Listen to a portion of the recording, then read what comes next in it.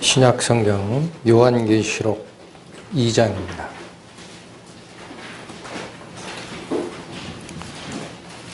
신약 페이지로 400페이지 요한계시록 2장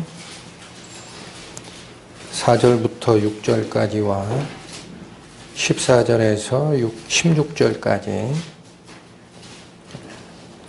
살피시겠습니다. 그러나 너를 책망할 것이 있나니 너의 처음 사랑을 버렸느니라. 그러므로 어디서 떨어진 것을 생각하고 회개하여 처음 행위를 가지라. 만일 그리하지 아니하고 회개치 아니하면 내가 네게 임하여 내 촛대를 그 자리에서 옮기리라. 오직 네게 이것이 있으니 내가 니골라당의 행위를 미워하는도다. 나도 이것을 미워하노라. 14절로 갑니다. 그러나 네게 두어 가지 책망할 것이 있나니 거기 네게 발람의 교훈을 지키는 자들이 있도다. 발람이 발락을 가르쳐 이스라엘 앞에 올무를 놓아 우상의 제물을 먹게 하였고 또 행음하게 하였느니라. 이와 같이 네게도 니골라당의 교훈을 지키는 자들이 있도다.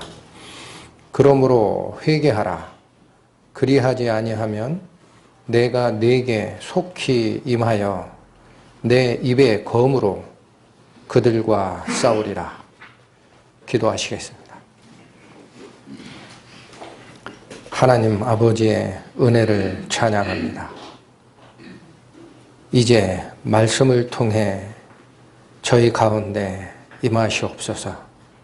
그리하여 성부 하나님의 말씀과 그 뜻을 행하러 오신 성자 하나님의 말씀이 조금도 어긋남이 없이 하나로 일치함을 드러내시고 또한 성부 하나님께서 저희에게 주셨던 율례의 말씀이 그리스도가 완성하시는 은혜에 조금도 거침이 되지 아니함을 이 말씀을 통하여 저희들에게 밝히 드러내시기를 원합니다.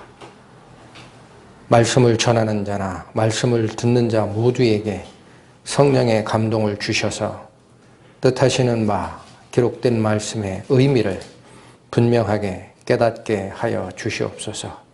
주 예수 그리스도의 이름 받들어 기도 올렸습니다. 아멘. 오늘 상고하고 싶은 니골라당의 교훈은 제 기억에 한 3년 전 정도 전에 한 번 말씀이 증거가 됐었습니다. 그러나 이 문제는 저희가 앞으로 올바른 신앙생활을 해나가는 과정에 수차에 걸쳐서라도 확인해야 하는 문제이고 저희의 행보가 잘못되지 않게끔 저희를 붙잡아주는 지침돌이 되기 때문에 다시 한번 상고할 필요가 있겠다라는 생각을 했습니다. 먼저 요한계시록은 어떤 성경 말씀입니까? 사도 중에 가장 마지막까지 생존하셨던 사도 요한이 약 90년에서 95년 사이쯤에 이 계시록을 썼다. 그렇게 얘기를 하고 그 정도 시기라면 예수님이 돌아가신 뒤에 약 60년 정도 지났을 때 이 계시의 환상을 보시고 기록한 말씀입니다.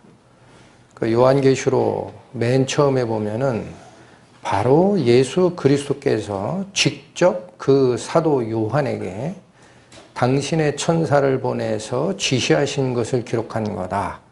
그렇게 적고 있습니다. 그래서 신약 성경에 다른 성경들은 사도들에 의하여 예수님의 행적이나 이런 것들이 증거적으로 기록된 것이라면 계시록만큼은 유일하게 그리스도 예수의 직접 계시입니다. 그 계시의 말씀이 주어져 있는 것이 요한계시록이고, 또한 저희가 상고할 요 2장의 말씀은 그 당시에 아시아라는 지역, 지금으로 얘기하면 터키 지역입니다. 역사적으로는 그 부분을 소아시아라고 합니다. 지금 우리는 아시아 그러면 아시아 대륙을 생각하잖아요. 근데 이 성경을 기록할 당시 아시아라고 할 때는 작은 영역의 아시아, 소아시아. 쉽게 지금은 터키 지역. 그쪽 지역에 이미 7개의 교회가 서 있었어요. 그래서 그 7개의 교회에게 예수 그리스도께서 칭찬과 책망의 말씀을 우선적으로 전하신 것이 1장 후반부터 시작을 해서 3장까지, 주로 2장과 3장은 그 당시에 존재했던 소아시아 지역의 7교회에 대한 칭찬과 책망의 말씀을 직접 말씀하신 거예요. 예수님께서 환상으로. 자, 그런데 이 7교회에 대한 칭찬과 책망의 과정에서 오늘 읽으신 니골라당의 행위 혹은 니골라당의 교훈이라는 어떤 잘못된 지침을 2번이나 지적하시고 계십니다. 7교회의 칭찬과 책망 중에 똑같은 사안을 2번씩이나 거명하시고 너희는 거기서 피하라 뿐만 아니라 오늘 읽어드렸던 16절에 보면 그러므로 회개하라 그래요. 예수님이. 그러므로 회개하라. 너희는 돌이킬 필요가 있다. 그리하지 아니하면 내가 네게 속히 임하여 내 입의 검으로 그 교훈을 전하는 자들과 싸우리라. 이런 엄한 명령이 나간 것이 니골라당의 교훈입니다. 그래서 이 부분이 저희들의 신앙생활과 성경을 대하는 저희의 태도에 굉장한 가르침이 있기 때문에 다시 한번 상고하고자 합니다. 그런데 니골라당이라는 이 말이 성경에서는 지금 읽으신 이 2군데 외에는 다른 성경에 언급된 바가 없습니다. 니골라당이 누군지, 니골라당의 교훈이 무엇인지 언급이 되어 있질 않아요.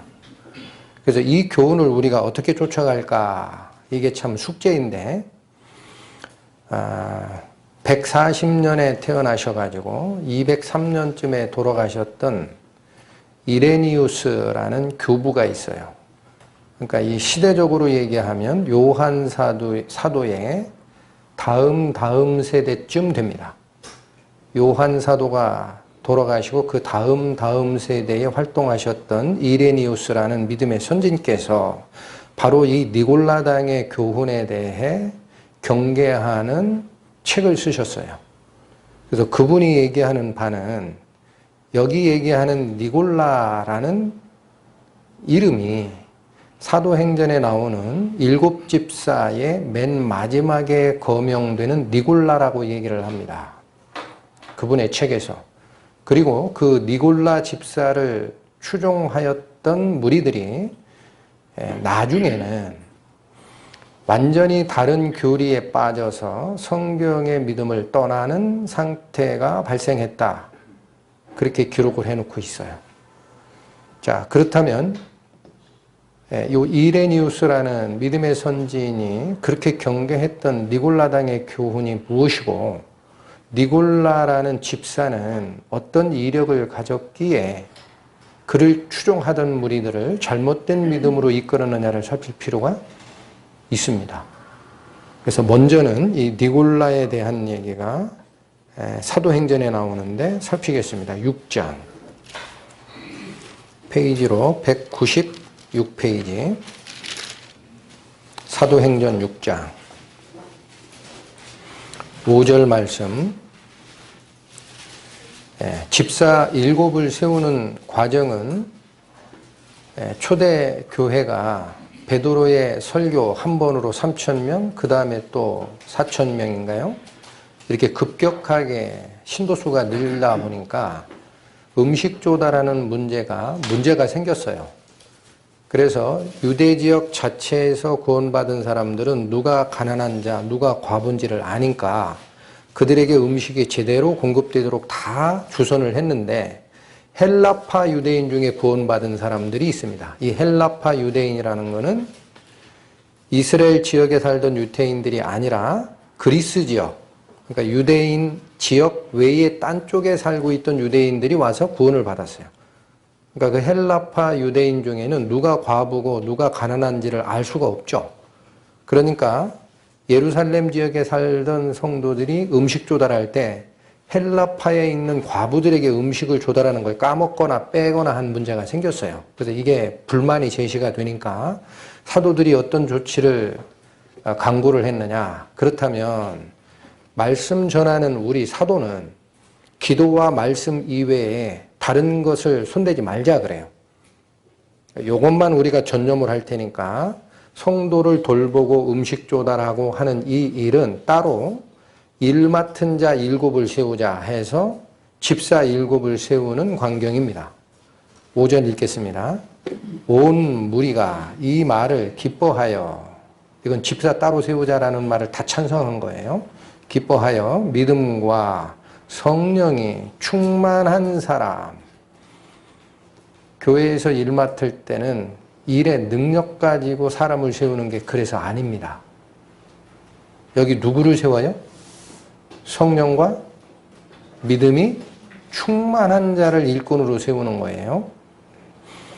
계속 읽겠습니다. 충만한 사람 스데반과 빌립과 브루고로와 니가노르와 디몬과 바메나와 유대교에 입교한 안디옥 사람 니골라를 택하여 세웁니다.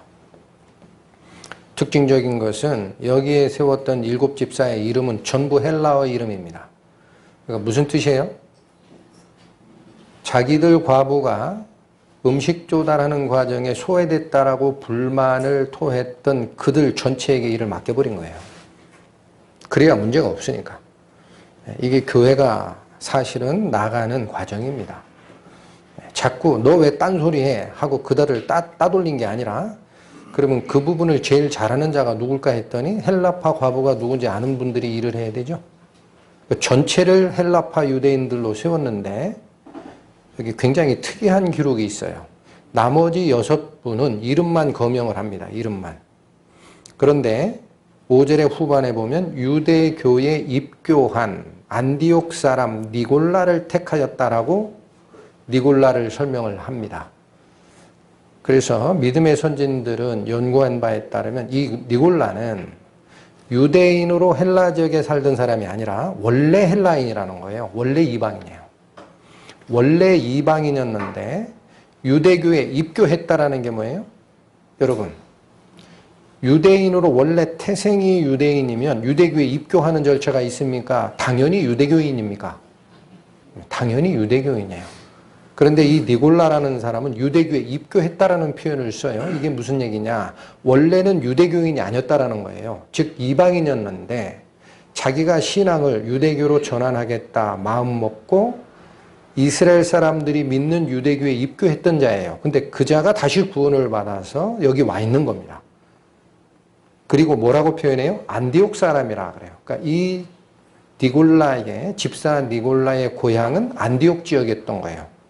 거기가 시리아 지역의 상부 쪽입니다. 그런데 이레니우스가 말하는 그 잘못된 가르침이 어디서부터 오느냐? 원래 헬라 사람이었고 이방 사람이었던 니골라는 헬라 철학과 헬라 신학의 영향을 받고 자랐다라는 거예요. 그렇다면 우리가 이 잘못된 교훈을 이해하기 위해 헬라의 철학 사상 중에 무엇이 문제를 끼치느냐라는 겁니다. 우리 신앙, 기독교 신앙에 어떤 영향을 주느냐. 쫓아가 봤더니 헬라의 철학 사상 중에 근본이 되는 것은 이원론이에요. 이원론. 이원론이라는 것은 영과 물질을 분리하는 사상입니다. 영과 물질을 분리하는 사상. 이게 플라톤에서 시작되는 이원론 사상이 시작되기보다는 플라톤에서 완성이 됐어요. 그런 헬라적 이원론을 추종하는 사람들이 헬라적으로 얘기하는 영지주의를 쫓아간 적이 있었어요. 영지주의란 말은 무슨 얘기냐면 영적 지식만이 중요하다라고 얘기를 하고 쫓는 사람들을 얘기합니다. 영적인 지식만이 중요하다. 그래서 이 사람들은 극단적 이원론을 쫓았고 그 결과 영과 정신은 선하다. 그러나 육신과 그걸 구성하는 물질은 악하다라고 분리했습니다. 그리고 또한 물질 세계를 죄악시하는 사상으로 들어가요. 이러다 보니까 헬라 철학의 영지주의 얘기하는 거예요. 섞지 마십시오. 아직은 기독교적 영지주의가 아니에요. 그래서 그들은 뭐냐? 원래 잡신을 섬기잖아요. 헬라에서는. 그러니까 물질 세계를 창조한 신은 저급한 신으로 취급을 하는 것이 헬라의 영지주의 철학 사상입니다. 그러니까 지금 이 말씀, 유대교에 입교한 안디옥 사람 니골라가 헬라 지역에서 태생된 이방인이었고 헬라 철학의 영향을 받았다라는 것이 이레니우스의 주장이에요. 그러니까 이들을 쫓다 보니까 결국 그 사상이 그를 쫓아가던 기독교 무리들에게 기독교적으로 안 좋은 영향을 미친 거예요. 그 영향은 어떻게 나오느냐? 물질 세계를 창조한 신이 성경에서는 누구라고 얘기하십니까? 여호와 하나님이시죠. 그래서 구약의 여호와 하나님은 헬라 철학적 사상으로는 완전한 신이 아니고 약간 저급한 신으로 취급하는 경향이 들어옵니다. 그런데 그걸 완성하시고 영적인 생명을 주러 오셨던 그리스도는 어때요? 물질 세계를 정화하는 신이시죠.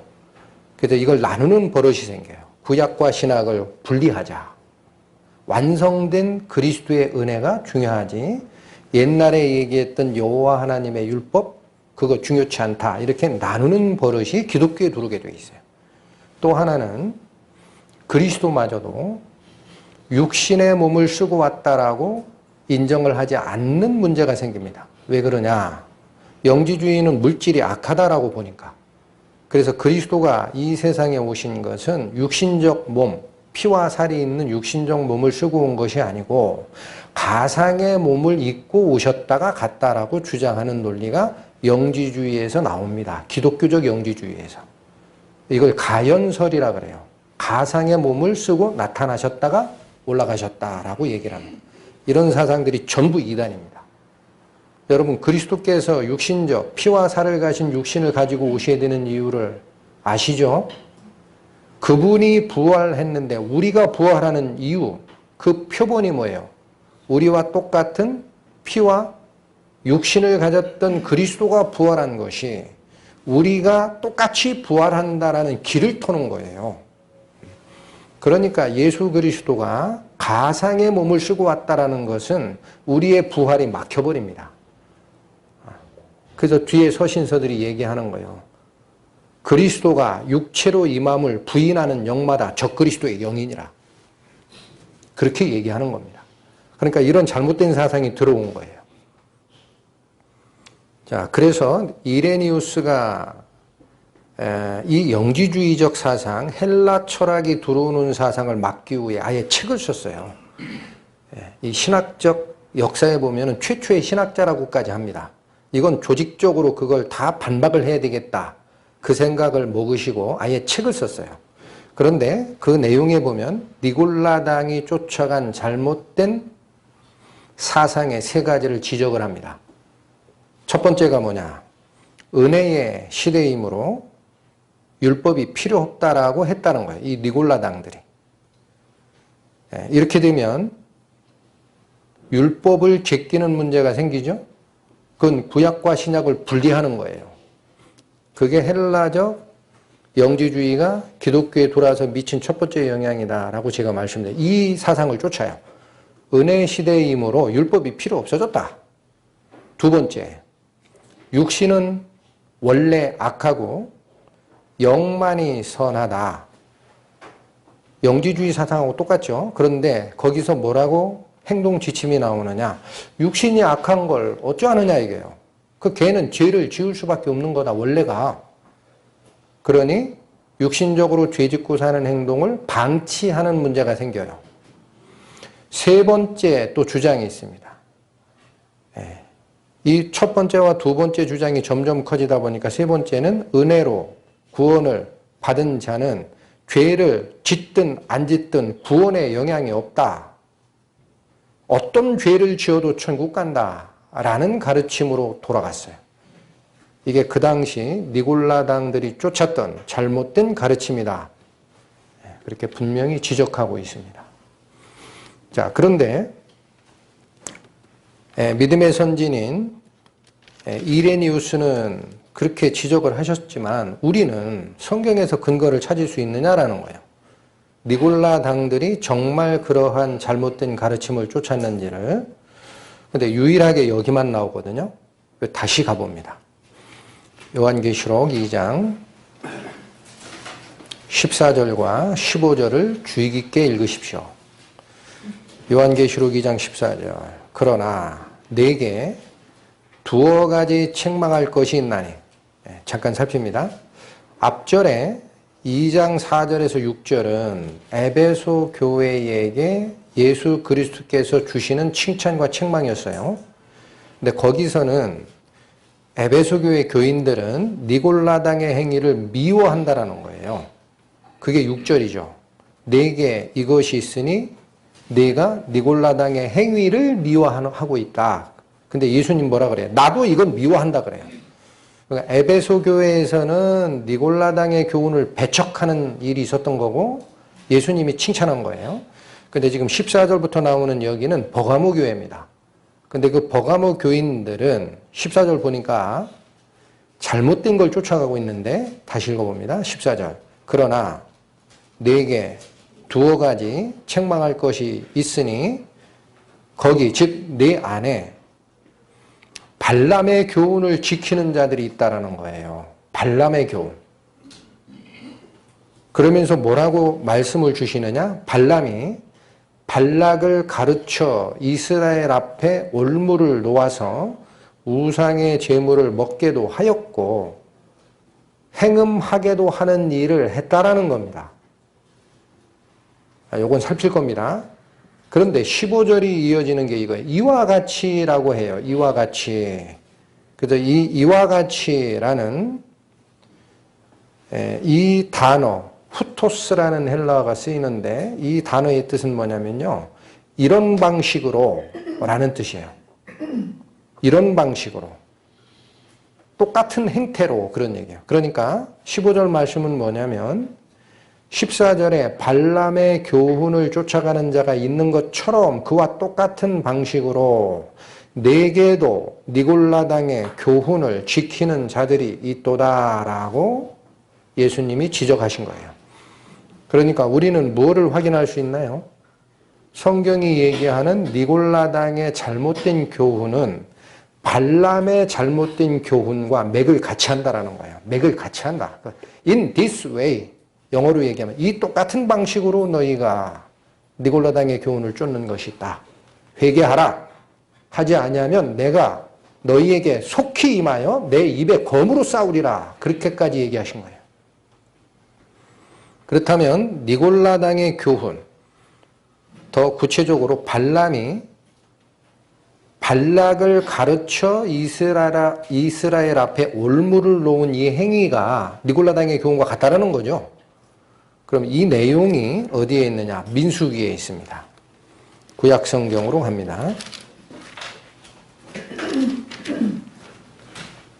민수기 22장 구약 233페이지.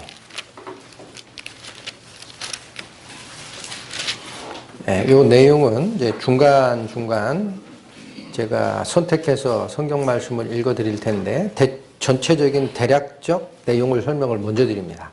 어떤 때 일어났던 사건이냐? 이스라엘 백성이 광야 생활을 다 끝내고 가나안 땅으로 모세의 인도를 받아 이제는 들어가는 과정이었습니다. 그런데 이스라엘 백성이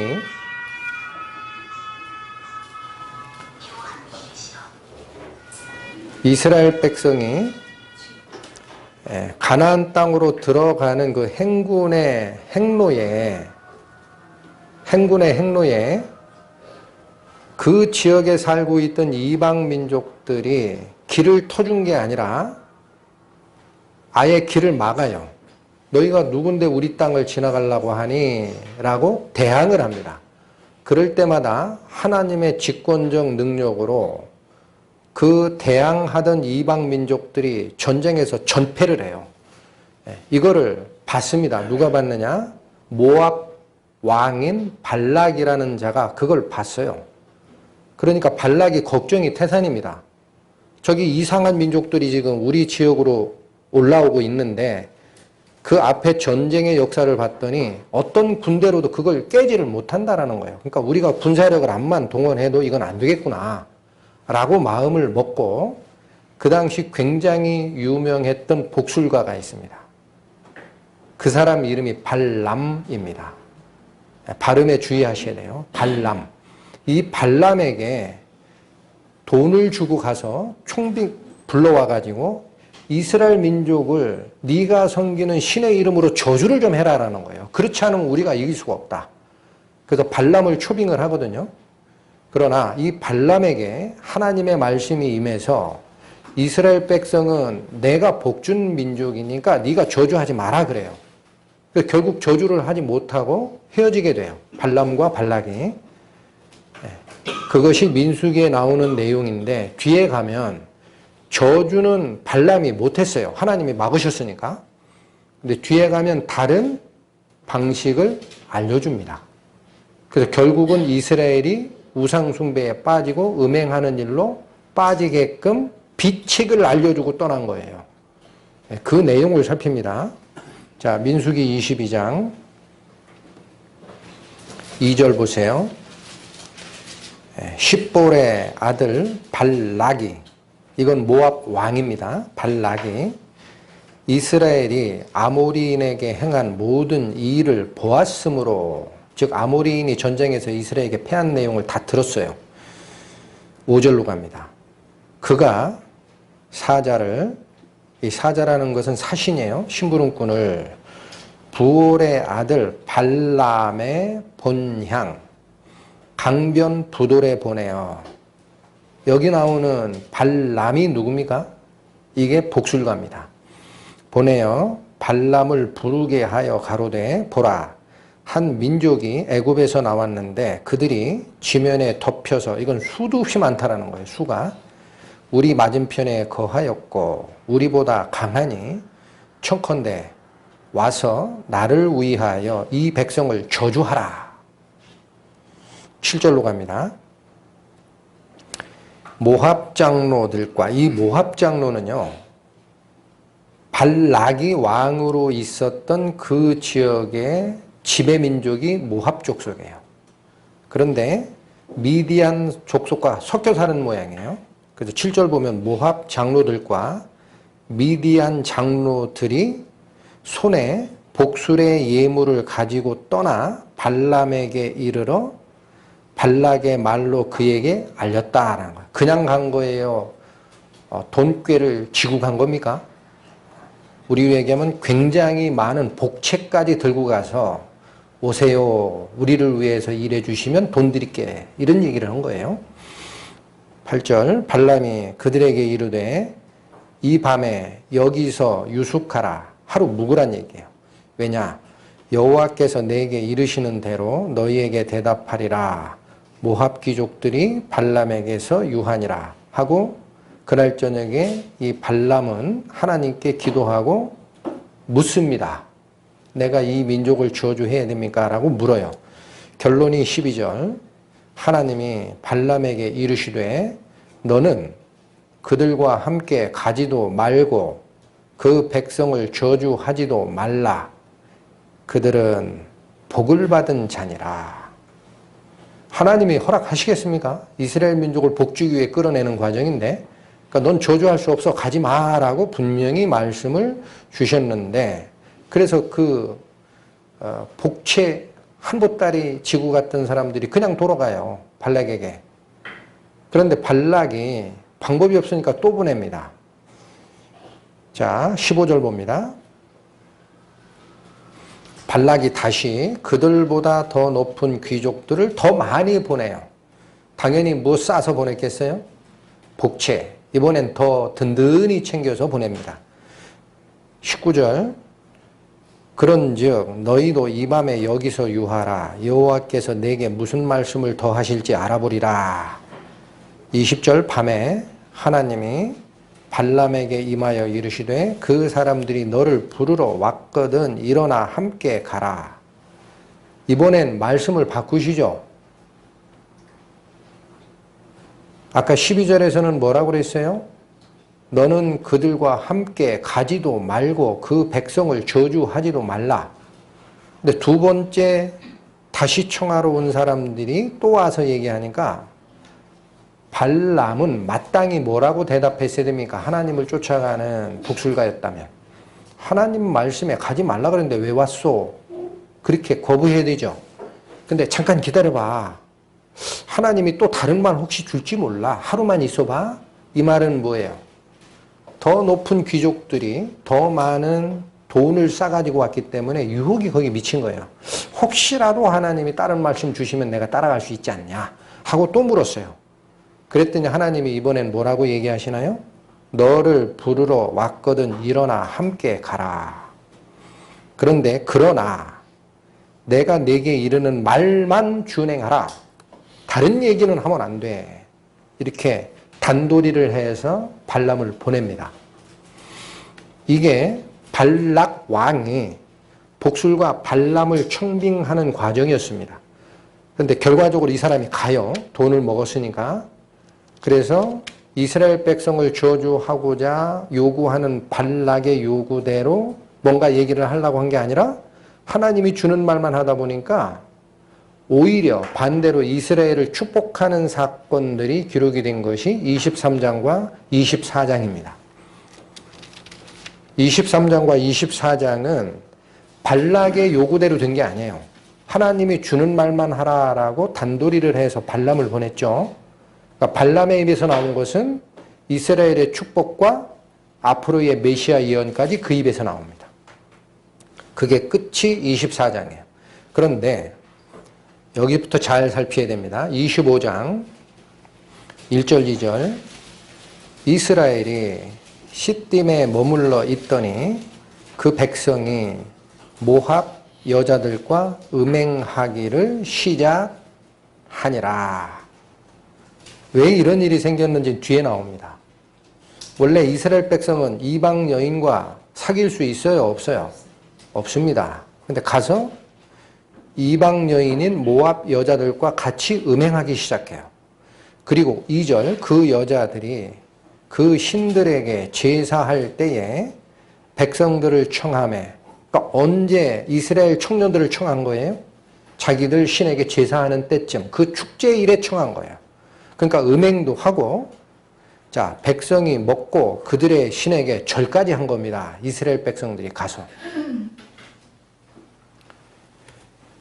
3절 이스라엘이 바알 부올에게 부속됐다. 여기 부속됐다라는 건 붙었다라는 거예요. 즉 연합돼 버렸어요. 하나님을 쫓아가는 이스라엘 청년들이 하나님을 떠나 바알 부올이라는 것은 부올 지역에서 섬기던 바알 신을 얘기하는 거예요. 그들에게 절을 했으니까 연합을 그 이방 신에게 연합된 거예요. 연합된지라 여호와께서 이스라엘에게 진노하시는 일이 생깁니다. 이게 우상숭배 사건이 일어난 거예요. 이어지는 6절부터 또 봅니다. 9절까지 이스라엘 자손의 온 회중이 회막문에서 울 때에, 이거 왜 울었냐면 하나님의 명령이 나가서 바알볼에게 절한 자를 다 죽이라고 명령이 나왔거든요. 그게 앞절이었어요. 근데 6절 이스라엘 자손이 온 회중이 회막문, 즉 하나님의 말씀을 보관했던 성막 앞에 모여서 울 때에, 지금 회개하고 있는 거죠. 잘 보세요. 이스라엘 자손 한 사람이, 이게 나중에 나오는데 시므리라는 자입니다. 시므리라는 이 사람이 모세와 온 회중의 목전에서 지금 회개하고 있는데 하나님 성막 앞에서 회개하는데도 불구하고 그 앞에서 미디안 한 여인을 데리고 그 형제에게로 왔어요. 이 미디안 여인이라는 것은 모압과 미디안이 같이 살았다라고 얘기했죠. 그 여자, 음행했던 그 여자를 그 이스라엘의 진영까지 데리고 온 거예요. 그래서 어디로 들어가냐? 자기 천막 안으로 들어갑니다. 자기 텐트 속으로. 보세요. 7절.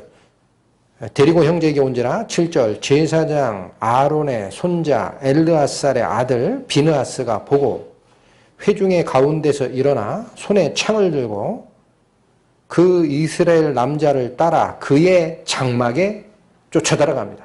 천막에 들어가서 이스라엘 남자와 그 여인의 배를 꿰뚫어 두 사람을 한 번에 죽여버립니다. 어떻게 한 번에 죽였을까요? 음행하고 있으니까. 두 사람이 교접하는 상태에서 위에서 창으로 찍어 죽는 거예요. 한 번에 배를 찔러버립니다. 죽이니 연병이 이스라엘 자손에게서 그쳤더라. 그 연병으로 죽은 자가 24,000명이었더라. 이 사건이 바로 모압 발락이 전쟁으로 못 이길 걸 알고 복술과 발람을 청해서 이스라엘을 저주하라 라고 돈을 줬는데 이 발람에게는 이미 하나님의 말씀이 임하여 그 백성을 저주하지 마라. 내가 주는 말만 해 하고 주는 말만 가지고 얘기했더니 오히려 이스라엘 백성을 축복한 사건으로 끝난 뒤에 일어난 사건이에요. 이 사건이. 그러니까 이게 요 24장과 25장의 문맥에서는 얘가 발람이 지시한 건지가 안 나옵니다. 그냥 이스라엘 백성이 타락한 걸로만 보여요. 맞죠? 근데 이 사건의 전말이 31장에 선언이 됩니다. 31장 가세요. 민수기 31장 1절과 2절. 여호와께서 모세에게 일러 가라사대 이스라엘 자손의 원수를 누구에게 갚으라? 미디안. 이 미디안이 누구예요? 이 미디안이 누굽니까? 25장에서 봤던 모압 여인들이 자기 신에게 제사 드릴 때에 이스라엘 청년들을 불러서 같이 음행하고 그들의 신 바알부올에게 제사하는 문제가 생겨서 하나님이 노해서 다 죽여라 라고 했는데 이스라엘 사람 중 하나 그자가 그 같이 살고 있던 모압 족속이 아니라 미디안 여인 하나를 데리고 와서 자기 텐트 속에 가서 음행까지 하잖아요. 그거를 제사장의 손자가 칼로 창으로 찔러서 한 번에 죽였죠. 그러니까 그쪽에는 누구도 있다라는 거예요. 같이 사는 사람이. 모압 지역에는 모압 족속과 미디안 족속이 같이 살고 있는 거예요. 그런데 하나님이 31장에 바로 그 미디안을 복수를 갚으라라고 모세에게 명한 겁니다. 7절로 갑니다. 그들이 여호와께서 모세에게 명하신 대로 미디안을 쳐서 그 남자를 다 죽였고, 여기 여자는 죽였다는 말이 없죠. 남자만 죽인 겁니다. 8절 그 죽인 자 외에 미디안의 5 왕을 죽였으니 미디안의 왕들은 에위와 레겜과 수르와 후르와 레바이며 미디안 5 왕도 죽였어요. 또 하나의 정보가 제시가 됩니다. 부올의 아들 발람을 칼로 죽였더라. 누구도 이때 죽어요? 복술가로 청빙받았던 발락이 아닙니다. 부올의 아들 발람, 이방 선지자, 그도 같이 죽여요. 왜 죽였을까요? 왜 죽였어요? 아까 23장, 24장의 상황만 보면 발람은 발락의 돈 때문에 가서 이스라엘 백성 저주하는 자리에 있었으나 저주는 못했죠. 하나님이 주는 말만 하느라 오히려 축복의 말을 하고 왔죠. 그런데 발람을 이스라엘 사람들이 미디안의 원수를 갚으라라는 하나님의 명령을 수행하는 과정에 누구도 죽여요? 그 선지자 발람을 같이 죽여요. 근데 그 이유가 밑에 보면 나옵니다. 15절 봅니다. 모세가 그들에게 이르되 너희가 여자들을 살려두었느냐. 미디안 남자만 다 죽였다라고 돼 있으니까 7절에 여자는 살려둔 거예요. 여자를 왜 살려뒀느냐라는 거예요. 16절 보라 이들이 누구예요? 그 미디안 여자. 그 미디안 여자들이 발람의 꾀를 좇아 이스라엘 자손으로 부올의 사건에 여호와 앞에 범죄케 하여 여호와의 회중에 연병이 일어나게 하였던 걸 모르느냐? 이해하시겠습니까? 이스라엘 청년들을 꿰던 주동자가 누구라는 겁니까? 미디안 여자라는 거예요. 미디안 여자. 그런데 너희들이 하나님이 미디안에게 원수 갚으라는 말을 어디로 듣고 귓등으로 듣고 남자만 죽이고 여자는 살려놓냐? 그 질책을 한 거예요. 모세 입에서. 이해하시겠어요? 그런데 이 꾀가 누구에게서 나왔다 그래요? 16절 다시 봐요. 보라 이들이 즉 미디안 여인들이 발람의 꾀를 따라서 이스라엘 앞에 올무를 놓아서 부올의 사건에 이스라엘 청년들이 가서 우상숭배하게 한 사건이 있었다라는 거예요. 이게 본질입니다. 그래서 이 얘기가 여러분 정리가 됐습니까? 발람과 발락의 사건의 결말이 어떻게 됐는지 정리가 되셨죠? 본문으로 다시 오세요. 요한계시록 2장. 그래서 계시록 2장 14절에 얘기하는 바가 이제는 분명하게 드러나는 거예요. 다시 읽겠습니다. 계시록 2장 14절. 그러나 내게 두어 가지 책망할 것이 있나니 거기 내게 발람의 교훈을 지키는 자들이 있도다. 지금부터 잘 읽으세요. 발람이 발락을 가르쳤대요. 어떻게 가르쳤어요? 이스라엘 앞에 올무를 놓아 우상의 제물을 먹게 하고 음행하게 하는 방법이 있다라고 발락을 가르쳐 준 거예요. 그러니까 이런 상황이 전개가 된 겁니다. 돈을 2번이나 받았어요. 발람이. 모압왕 발락에게서 파송된 사절단의 손에 왔던 돈을 이미 받았으니까 간 거예요. 그러나 하나님의 입에서 나오는 말만 그 당시에 전했으니까 저주는 못했어요. 그리고 헤어지니까 발락이 화를 낸 겁니다. 너 나한테 돈 받고 나서 이 민족 저주하라고 했는데 저주는커녕 오히려 축복을 하느냐? 그러고 끝나 있어요. 민수기 24장의 기록은. 그런데 이 계시록 2장 14절과 민수기 31장의 모세의 언급을 통해 보면은 이런 방책을 알려준 거예요. 야 발락 화내지 말고 내가 받은 돈이 있으니까 내 돈값은 할게. 내 입에서는 이스라엘을 저주할 수 없어. 왜 그런 줄 아냐? 하나님이 하지 말라고 하니까 못하는 거야. 그러니까 그렇게 직접 이스라엘을 저주하는 방법 말고 우회적인 방법이 있다?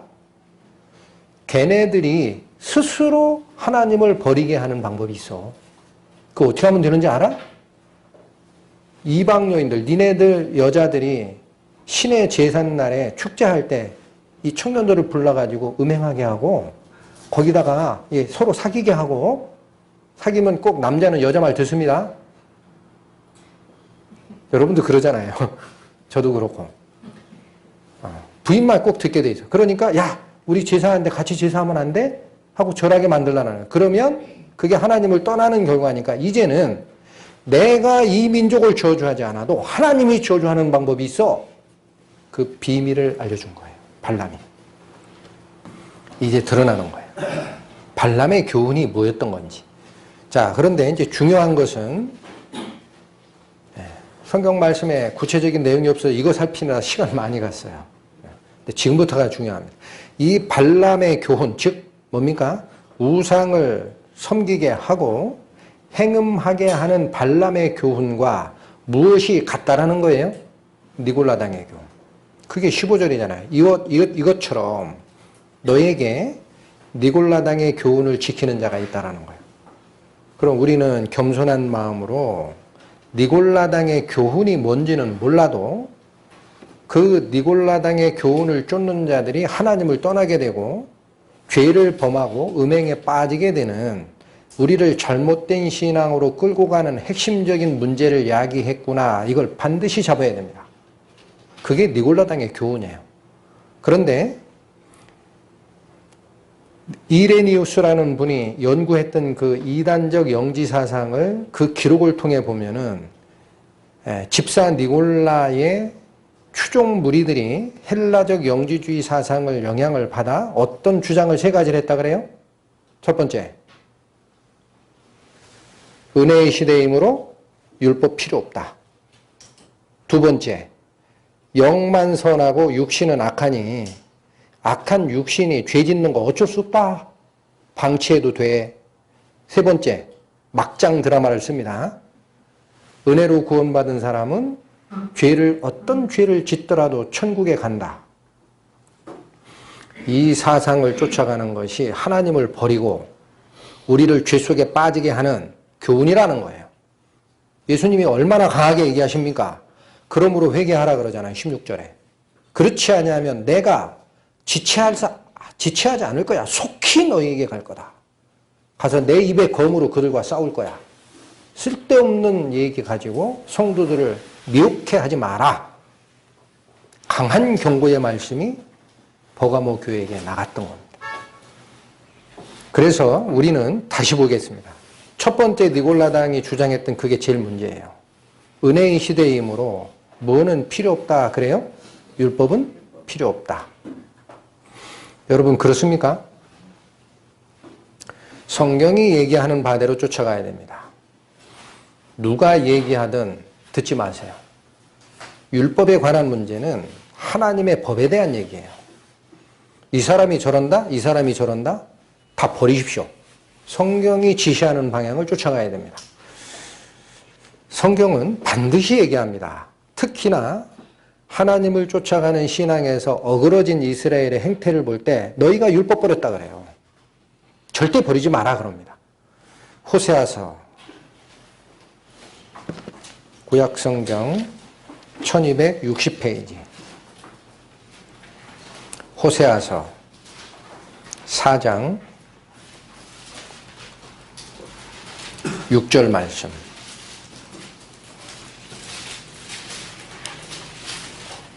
내 백성이 지식이 없으므로 망하는도다.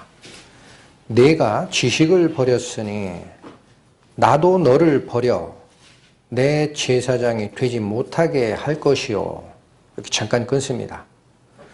하나님의 지식을 버린 자는 제사장직에서 파면되는 겁니다. 제사장이 뭡니까? 구약적으로는 하나님의 율법을 강론하여 백성을 죄에서 끌어내는 역할이 제사장이에요. 하나님의 말씀이 그자에겐 막히게 되어 있습니다. 말씀 버리는 자.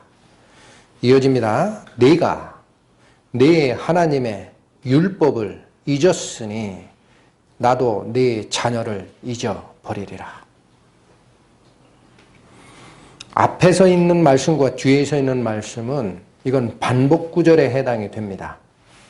앞에 내가 지식을 버렸다라고 하는 그 지식이 뭐냐면 뒤에 다시 반복한 하나님의 율법을 지칭하는 거예요. 여기서 우리는 율법이라는 단어를 우리 입에 올릴 때 조심해야 됩니다. 율법은 십계명만 율법이 아닙니다. 하나님의 말씀 전체가 율법입니다. 또 지시면 안 됩니다. 그것을 정제하고 정제해서 가장 중요한 10가지 사항으로 나타낸 것이 십계명이지 하나님 입장에서 율법, 히브리어로 토라라고 해요. 토라. 이 단어는 하나님 입에서 나오는 모든 가르침과 법도 그걸 얘기하는 거예요. 그걸 버렸다라는 거예요. 백성들이. 또 봅니다. 8장으로 갑니다. 호세아서 8장 11절 12절 말씀. 에브라임이 죄를 위하여 제단을 많이 만들더니 잠깐 끊습니다. 여기서 말하는 에브라임이라는 것은 에브라임 지파가 속했던 그 장소 얘기하는 거예요. 이건 역사적인 거라 여러분 좀 이해가 잘 안 될 텐데 남북 이스라엘이 갈라지죠. 솔로몬 다음 때에 그때 밑에 지역을 맡았던 게 유다 지파예요. 거기에 유일하게 베냐민 지파 하나만 쫓아가요. 그리고 위쪽 지역 10지파가 북이스라엘을 형성하는데 이때 주도한 지파가 에브라임 지파입니다. 성경에서 에브라임이여라고 부를 때 구약에서 이건 누구를 얘기하느냐? 북이스라엘이에요. 자, 북이스라엘을 맡았는데 이 북이스라엘이 죄를 위해 제단을 많이 만들었어요. 언제부터 만드나요? 남유다와 북이스라엘을 갈랐을 때 북이스라엘의 초대 왕을 하나님이 허락합니다. 여로보암. 그자가 처음부터 산당을 만들었죠. 왜 만들었어요? 이 백성들이 1년에 3번씩 밑에 남유다 지역에 있는 성전에 가서 제사를 드려야 되는데 그걸 놔두면 밑에 내려갔다가 유다 왕의 회유를 받아 반란을 일으켜 나를 죽일까 싶다. 그돈 못 넘어가게 한 거예요. 그래서 북이스라엘의 경계선 바로 밑 베델 지역에 산당을 짓고 북이스라엘 지역 제일 북단 단지역에 산당을 지어서 황금 송아지를 만들어 놓고 이것이 너희를 애굽에서 인도하여 낸 너희 신이라. 남유다 성전으로 갈 필요 없어. 여기서 제사 지내면 돼 라고 시작하는 우상 숭배가 북이스라엘의 일대 왕 여로보암부터 시작된 거예요. 이게 그거예요. 산당 지었다. 다시 읽습니다. 11절 에브라임이 죄를 위하여 제단을 많이 만들더니 그 제단이 저로 범죄케 한 것이 되었도다. 한마디로 얘기하면 11절은 뭡니까? 우상숭배에 빠졌다라는 거예요. 우상숭배에 빠졌다. 근데 그 이유를 12절이 얘기합니다. 내가 저를 위하여 내 율법을 10,000가지로 기록하였으나 저희가 관계 없는 것으로 여겼기 때문에 우상숭배에 빠지는 거야. 그런 얘기. 여로보암에게 북이스라엘 10지파를 띄워줄 때 하나님의 약속이 있었어요. 여러분, 너는 반드시 내가 얘기하는 율례대로만 백성을 이끌라. 그리하면 다윗에게 허락한 왕권의 영원함을 너에게도 주리라 그랬어요. 하나님이. 그 율법 다 버린 거예요. 자기 정권, 자기 나라의 통치권을 고수하기 위해서 인간적 방책으로 산당 세우기 시작한 것이 우상숭배의 시작인 거예요. 이게 율법 버리는 행위라는 거예요. 다른 게 아니고. 시편 봅니다. 119편 구약 890페이지 41절부터 44절까지 시편 119편 41절로 44절 여호와여 주의 말씀대로 주의 인자하심과 주의 구원을 내게 임하게 하소서. 여러분 여기 41에서 44절은 순서 정확하게 기억하셔야 됩니다. 41절 이 글을 쓰고 있는 자가 하나님께 뭐를 요구하는 거예요? 뭐를 요구하는 거예요? 주의 인자하심, 나를 불쌍히 여기시고 주의 구원, 나를 건져주소서라는 말을 한 겁니다. 42절 그리하시면 잘 들으세요. 구원이 내게 온 후에는 이라는 얘기예요. 이게 순서예요. 순서.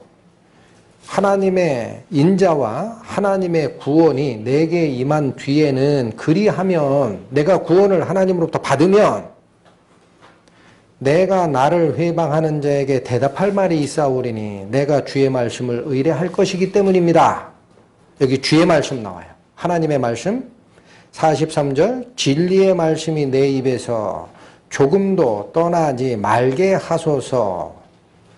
내가 주의 규례를 바랐음이니이다. 구원받은 이자 입에서 나오는 얘기가 뭡니까? 42절은 주의 말씀을 내가 신뢰하겠습니다 라는 고백이고 42절은 그게 진리의 말씀이라는 거예요. 하나님의 말씀은 진리의 말씀이니 내 입에서 조금이라도 떠나지 않게 좀 해주세요 라는 거예요.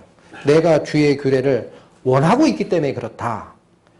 44절 내가 주의 율법을 항상 영영히 끝까지 지킬 것이다. 사람들은 얕은 지식으로 율법을 쳐버립니다. 구원받은 후에 율법을 주는 거예요. 어디서 그렇게 증거합니까? 어디서요? 이스라엘의 출애굽 역사가 그걸 증거하잖아요. 여러분, 애굽에서 종살이 하던 자를 하나님이 불러내기 전에 맨 먼저 하는 역사가 뭡니까? 나의 백성으로 삼아주마. 죄사함을 주는 것이 애굽 땅에서 일어난 유월절 어린 양의 피에 내가 너를 넘어가리라 라는 구원입니다. 똑똑하게 기억하세요. 구원을 먼저 주시고 그 땅으로부터 되돌릴 수 없게 바다를 통과하여 약속의 땅의 훈련장으로 모아내시는 거예요. 율법 언제 주어졌어요? 유월절 어린 양의 피에 의하여 애굽의 종살이에서 벗어난 뒤에 율법이 시내산에서 주어지는 겁니다. 오해들을 하고 있어요. 구원받으면 율법 필요 없다고요? 그럼 이 자는 뭐라고 얘기하는 거예요? 이 기자는. 주여 41절 당신의 인자하심과 주의 구원을 내게 주세요. 그리하면 내가 지금부터 하나님의 말씀 절대 안 놓고 꼭 붙들고 그 규례대로 쫓아가겠나이다. 주의 율법을 내가 항상 영원히 끝까지 지킬 것입니다.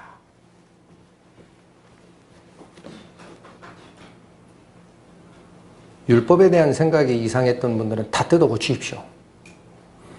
하나님의 자녀된 뒤에 하나님의 규례를 주는 겁니다. 오해하는 거예요, 사람들이. 또 보십니다. 151절 시편 119편 151절 152절 여호와여 주께서 가까이 계시오니 주의 모든 계명은 진리니이다. 여러분, 하나님의 모든 명령의 말씀, 계명이라는 건 그런 뜻이에요. 진리다라는 얘기가 뭐예요? 바뀐다, 안 바뀐다. 진리를 뭐라고 배우셨어요? 우리 세상 지식에서도 시간과 관계없이 바뀌지 않는 원리, 그게 진리예요. 주의 계명은 진리니이다. 이어집니다. 152절 내가 전부터 주의 증거를 궁구함으로.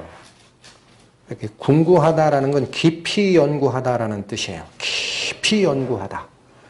내가 옛날부터 하나님의 말씀들을 열심히 연구했더니 그런 얘기예요. 주께서 영원히 세우신 것인 줄 알았습니다. 하나님의 명령, 하나님의 계명은 하나님이 영원히 세우셨구나. 없어집니까? 얄팍한 니골라다능적 교훈을 버리셔야 됩니다. 성경에 어디 그렇게 되어 있습니까? 구약이지. 지금 전부 구약 찾았잖아. 그건 신약 말씀 보여드릴게요. 마태복음 갑니다. 5장. 구약만 그렇게 얘기하십니까? 마태복음 5장 17절에서 19절 말씀. 내가 율법이나 선지자나 폐하러 온 줄로 생각하지 말라. 누구 말씀? 예수님 말씀이에요. 폐하러 온 것이 아니요 완전케 하려 함이로라. 진실로 너희에게 이르노니 천지가 없어지기 전에는 율법의 1.1획이라도 반드시 없어지지 아니하고 다 이루리라. 그러므로 누구든지 이 계명 중에 지극히 작은 것 하나라도 버리고 또 그같이 사람을 가르치는 자는 천국에서 지극히 작다 일컬음을 받을 것이요 누구든지 이를 행하며, 행해요? 안 행해요? 행해야죠. 행하며 가르치는 자는 천국에서 크다 일컬음을 받으리라. 세 가지를 얘기하십니다. 17절은 예수님이 오신 이유를 율법 폐하러 온 것이 아니라 완전케 하려 왔다, 그렇게 얘기하세요. 여러분, 그리스도가 이 세상에 오시는 이유는 과거에 그렇게 기록하셨던 성부 하나님의 명령의 법칙, 그것을 예수님이 폐하러 오는 게 아니에요. 그게 이단적 사상, 영지주의 사상이에요. 구약과 신약은 따로 구분하는 사상. 예수님 뭐라고 얘기해요? 그게 아니고 그것을 완성하러 왔다라는 거예요. 예수님은 율법을 완성하러 오시는 분이에요. 그러시면서 18절에 또 뭐라 그래요? 율법 자체가 없어진다 그래요? 안 없어진다 그래요? 18절. 진실로 너희에게 이르노니 천지가 없어지기 전에 율법의 1.1획이라도 없어지지 아니하고, 안 없어지네? 그리고 어떻게 된다고요? 율법은 다 이루어지리라. 율법은 폐지되는 게 아니라 완성되는 겁니다. 그래서 19절 뭐라 그래요? 백성들을 가르칠 때 천국에 가는 자 중에도 이렇게 가르치는 자가 있다는 거예요, 여러분. 지옥이 아니에요. 율법에 지극히 작은 것 하나라도 버리고 그렇게 가르치는 자가 있어요. 이 자가 어디서 작다 일컬음을 받아요? 천국에서. 지옥이 아닙니다. 천국 가는 자 중에도 그렇게 가르치는 자 있을 거야, 그런 얘기예요. 그렇게 가르치지 마라. 그럼 어떻게 가르쳐라? 어떻게 가르쳐라? 누구든지 이를, 즉 율법을, 하나님의 명령을 행하며 가르치는 자가 천국에서 크다 일컬음을 받으리라. 예수님의 추상 같은 말씀이 있습니다.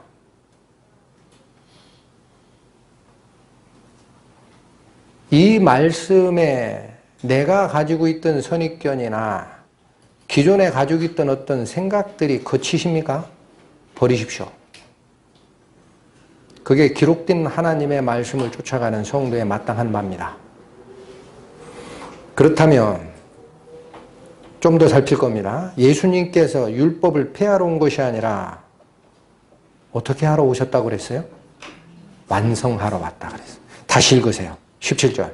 내가 율법이나 선지자나 폐하러 온 줄로 생각지 말라. 폐하러 온 것이 아니요 완전케 하려 함이로다. 이 완전케 한다라는 것이 바로 완성하다라는 뜻이에요. 완성.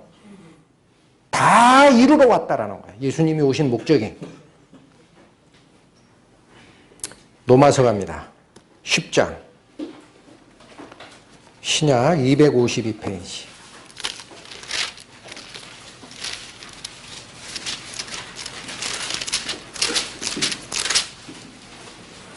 로마서 10장 4절 말씀.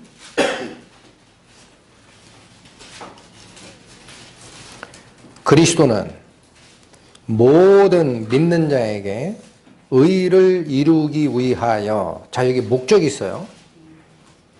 이런 말씀은 굉장히 기도하고 자세하게 받으셔야 됩니다. 그리스도는 모든 믿는 자에게 의를 완성하기 위해, 그런 얘기예요. 믿는 자가 의롭다 칭함을 받기 위해, 그런 얘기예요. 율법에 뭐가 된다 그랬어요? 마침이 되시니라. 이거는 마침이 되셨다라는 거예요. 이 말씀을 어떻게 또 봤습니까? 그래, 그러니까 예수님 믿는 자는 율법이 끝난 거야. 그렇게 얘기하죠. 여기서 얘기하는 마침이 되셨다라는 이 마침이 헬라어로 텔로스를 씁니다. 텔로스. 텔로스의 뜻이 뭐예요? 없애서 종결시키다라는 뜻이 아니에요. 반대예요. 반대. 텔로스라는 말은 목적을 이루어서 끝내다라는 뜻입니다. 예수님이 오신 이유가 뭐라고요? 그를 믿는 자들이 의롭다함을 얻기 위해 율법을 완성하고 끝내신 분이다라는 거예요. 율법을 완성했으니 더 이상 필요 없죠. 예수님한테. 그렇게 하신 분이 그리스도다. 이게 무슨 말씀하고 똑같아요? 좀 전에 살폈던 마태복음 7장의 예수님 본인의 말씀.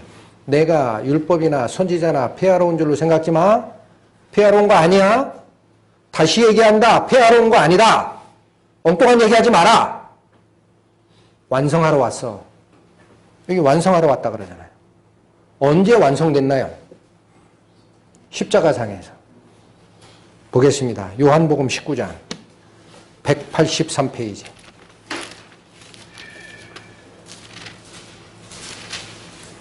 요한복음 19장 30절 말씀. 예수께서 신 포도주를 받으신 후에 가라사대 다 이루었다 하시고 머리를 숙이시고 영원히 돌아가시니라. 예수님이 맨 마지막에 하신 말씀이 이 말입니다. 다른 공간복음서에는 나의 하나님 어찌하여 나를 버리셨나이까 라는 말씀이 끝인 것 같아요. 그렇죠? 아닙니다. 그 말씀은 모든 사람의 죄를 지고 돌아가시는 예수님이 십자가상의 제일 큰 죄인이에요. 그러니까 하나님의 저주가 퍼부어진 상태입니다. 그러니까 바로 그 죄인의 입장에서 예수 그리스도의 입에서 나갈 수 있는 것은 나는 버림받았다라는 고백밖에 나오는 게 없는 거예요. 하나님이 그 십자가상에서 구하는 게 아닙니다. 버림받아야 됩니다. 예수님은. 십자가상에선. 그리고 다 끝난 다음에 마지막으로 한 말씀이 이거예요. 돼 있잖아요. 다 이루었다 하시고 머리를 숙이시고 영원히 돌아가시니라. 이 뒤에 또 얘기한 적 있어요? 없죠. 돌아가셨으니까.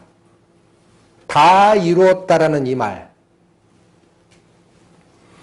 이 말씀이 헬라어로 텔레오라는 동사가 쓰입니다. 텔레오. 아까 제가 로마서 10장 4절에 그리스도는 모든 믿는 자에게 의를 이루기 위해 율법의 마침이 되시니라 라고 할 때 그 마침 무슨 단어라 그랬어요? 텔로스. 어떤 뜻이라 그랬습니까? 없애서 끝내는 게 아니라 완성하여 끝을 내다라는 뜻이다. 그 텔로스라는 단어가 지금 다 이루었다라는 텔레오라는 단어의 어간이에요. 어간. 예수님이 율법을 완성하러 오신 거고 그 완성이 언제 선언되셨어요? 십자가상에서 돌아가시는 순간 예수님 입에서 선언된 것이 그거예요. 끝났다. 끝났다라는 게 무슨 뜻이에요? 내가 완성했노라. 그러니 이제는 네가 율법의 요구를 충족하려고 들지 마라. 안 되는 거야. 내가 완성하였으니 너는 내 속으로 피하라. 이게 율법의 완성, 은혜의 시작, 그리스도의 십자가 사역의 본 뜻입니다. 예수님은 언제 율법 폐지하러 왔어요? 안 했다고 얘기하잖아요.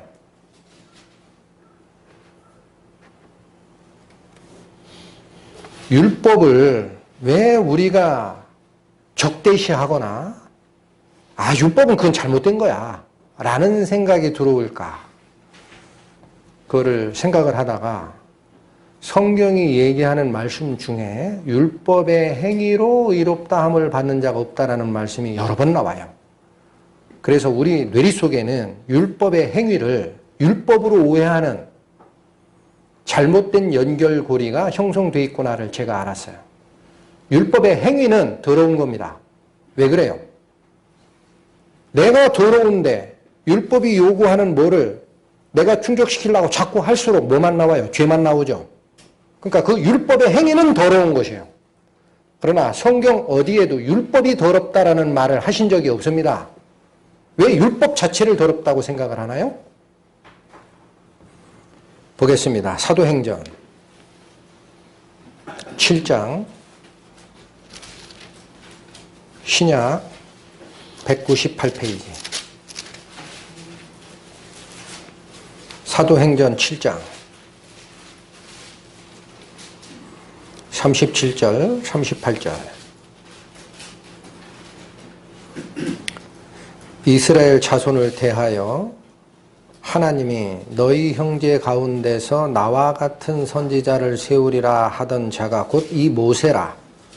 모세가 율법 받는 과정을 스데반이 순교하기 전에 설교 중에서 지금 증언하는 겁니다.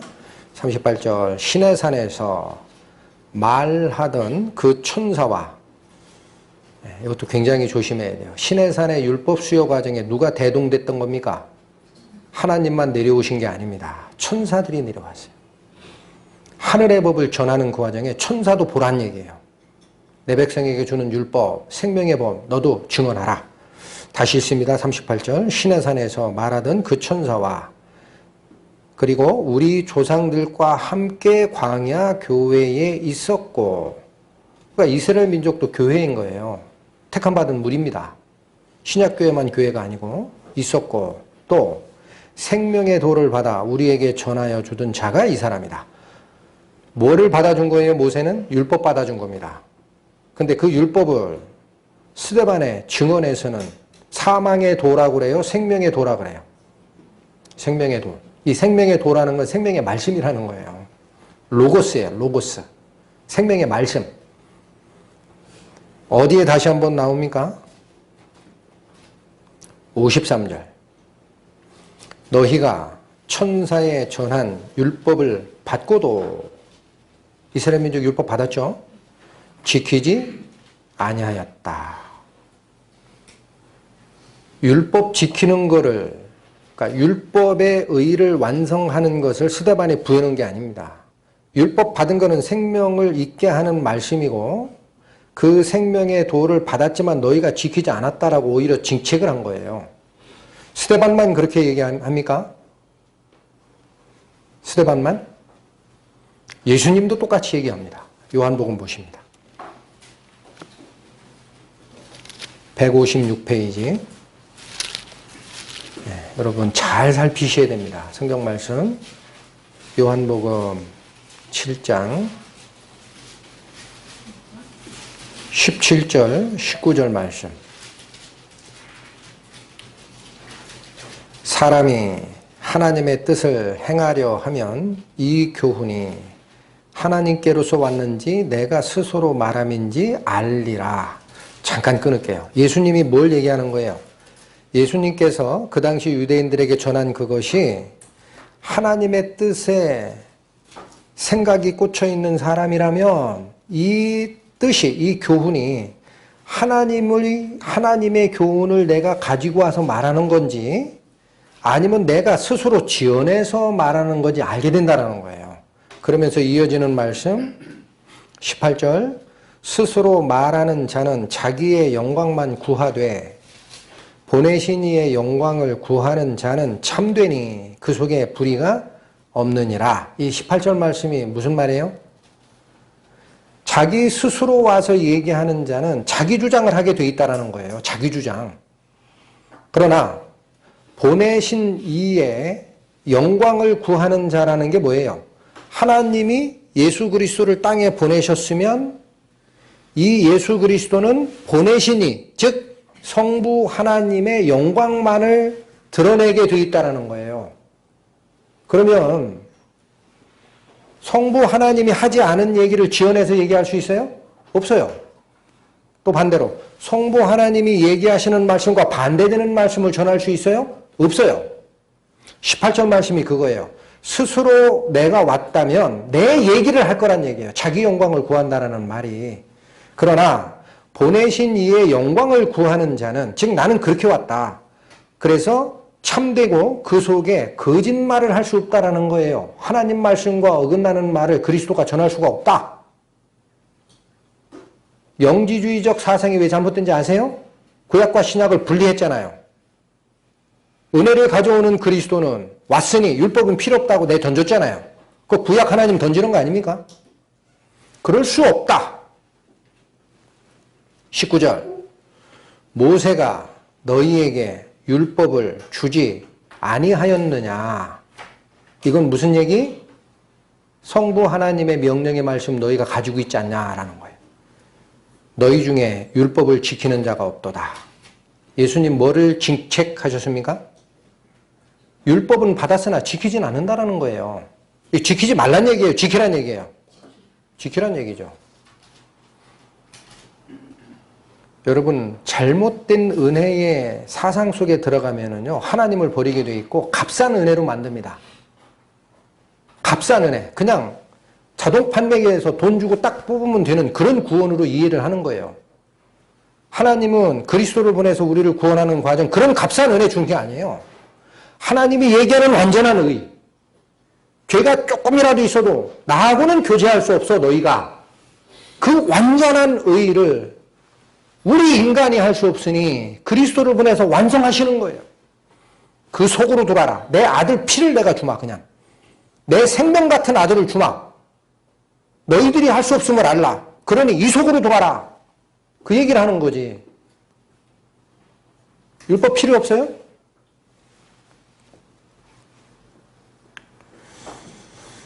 율법 자체를 그래서 성경에서는 뭐라고 하느냐. 하나님의 속성이라고 합니다. 로마서 7장 갑니다. 247페이지.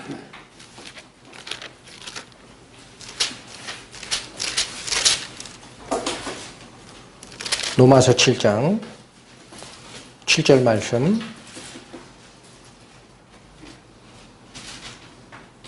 네, 오늘은 조금 시간이 가도 차분히 살필 겁니다. 로마서 7장 7절. 그런즉 우리가 무슨 말 하리요? 율법이 죄냐? 율법이 죄예요, 아니에요? 율법적 행위가 죄입니다. 그럴 수 없느니라. 율법으로 말미암지 않고는 내가 죄를 알지 못하였으니 곧 율법이 탐내지 말라 하지 아니하였다면 내가 탐심을 알지 못하였으리라. 율법은 깨끗한 겁니다. 그 앞에 거울 앞에 선 나의 모습이 거짓된 거지. 율법이 거짓된 게 아니에요. 7절 말씀이 그 얘기예요. 또 12절로 갑니다. 이로 보건대 율법도 거룩하며 계명도 거룩하며 의로우며 선하도다. 여러분, 거룩하고 의롭고 선하신 것은 누구밖에 없어요? 하나님밖에 없어요. 예수님이 그랬잖아요. 부자 청년이 와서 내가 어떤 율법을 지켜야 영생을 얻겠습니까? 선한 선생님, 그렇게 얘기를 합니다. 예수님 답변이 처음에 뭐라고 나가요? 너희가 어찌하여 나를 선하다 하느냐. 선한 이는 오직 한 분뿐이야. 하나님밖에 없어 라고 얘기했죠. 근데 이 율법이 어떻다 그래요? 율법과 계명이 거룩하고 의롭고 선하다. 어느 속성? 하나님의 속성입니다. 율법은 하나님의 속성을 반영하는 거예요. 다른 것을 얘기하는 게 아닙니다. 13절 봅니다. 그런즉 선한 것이 내게 사망이 되었느뇨? 그럴 수 없느니라. 오직 죄가 죄로 드러나기 위하여 선한 그것으로 말미암아 나를 죽게 만들었으니 이는 계명으로 말미암아 죄가 심히 죄되게 하려 함이라. 사람 눈에는 더럽지 않게 보이는 것도 율법이 딱 개입을 하면 그게 죽을 죄다라는 걸 지적을 하게 돼 있어요. 그걸 모르면 이건 사는 죄겠지, 이 정도는 괜찮겠지라고 사람이 착각할 수 있어요. 그게 이 말이에요. 죄가 심히 죄되게 하려 함이라는 것은 죄가 아닌데 죄로 만드는 게 아니고, 오해하지 마세요. 정말 죄인데 내 눈에는 죄처럼 안 보이나 하나님의 완전한 거룩과 선과 의 앞에 섰을 때 사람은 그 죄가 지옥 갈 죄라는 사실을 발견하게 되는 거예요. 그래서 율법이 하나님의 속성, 공의를 나타내는 것이고 절대 죄가 아니다. 깨끗하다. 이사야서 갑니다. 구약 1017페이지.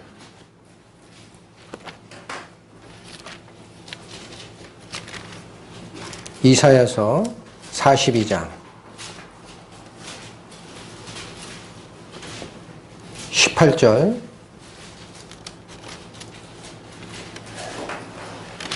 22절까지 살핍니다. 너희 귀머거리들아 들으라.